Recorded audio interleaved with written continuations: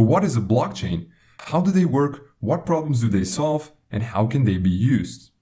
Like the name indicates, a blockchain is a chain of blocks that contains information. This technique was originally described in 1991 by a group of researchers and was originally intended to timestamp digital documents so that it's not possible to backdate them or to tamper with them, almost like a notary. However, it went by mostly unused until it was adapted by Satoshi Nakamoto in 2009 to create the digital cryptocurrency Bitcoin. Now, a blockchain is a distributed ledger that is completely open to anyone. They have an interesting property. Once some data has been recorded inside the blockchain, it becomes very difficult to change it. So how does that work? Well, let's take a closer look at a block. Each block contains some data, the hash of the block, and the hash of the previous block. The data that is stored inside a block depends on the type of blockchain. The Bitcoin blockchain, for example, stores the details about a transaction in here, such as the sender, receiver, and the amount of coins. A block also has a hash. You can compare a hash to a fingerprint. It identifies a block and all of its contents, and it's always unique, just as a fingerprint. Once a block is created, its hash is being calculated. Changing something inside the block will cause the hash to change. So in other words, hashes are very useful when you want to detect changes to blocks. If the fingerprint of a block changes, it no longer is the same block. The third element inside each block is the hash of the previous block. And this effectively creates a chain of blocks, and it's this technique that makes a blockchain so secure. So to mitigate this, blockchains have something that is called proof of work. It's a mechanism that slows down the creation of new blocks. In Bitcoin's case, it takes about 10 minutes to calculate the required proof of work and add a new block to the chain.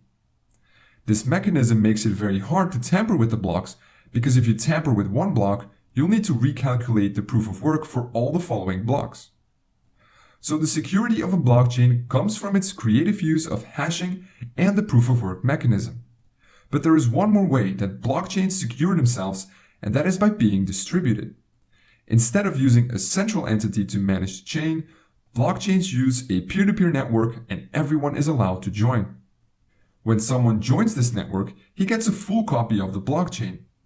The node can use this to verify that everything is still in order. Now, let's see what happens when someone creates a new block. That block is sent to everyone on the network. Each node then verifies the block to make sure that it hasn't been tampered with. And if everything checks out, each node adds this block to their own blockchain. All the nodes in this network create consensus. They agree about what blocks are valid and which aren't. Blocks that are tampered with will be rejected by other nodes in the network. So to successfully tamper with a blockchain, you'll need to tamper with all the blocks on the chain, redo the proof of work for each block, and take control of more than 50% of the peer-to-peer network. Only then will your tampered block become accepted by everyone else. So this is almost impossible to do. Blockchains are also constantly evolving. One of the most recent developments is the creation of smart contracts. These contracts are simple programs that are stored on the blockchain and can be used to automatically exchange coins based on certain conditions.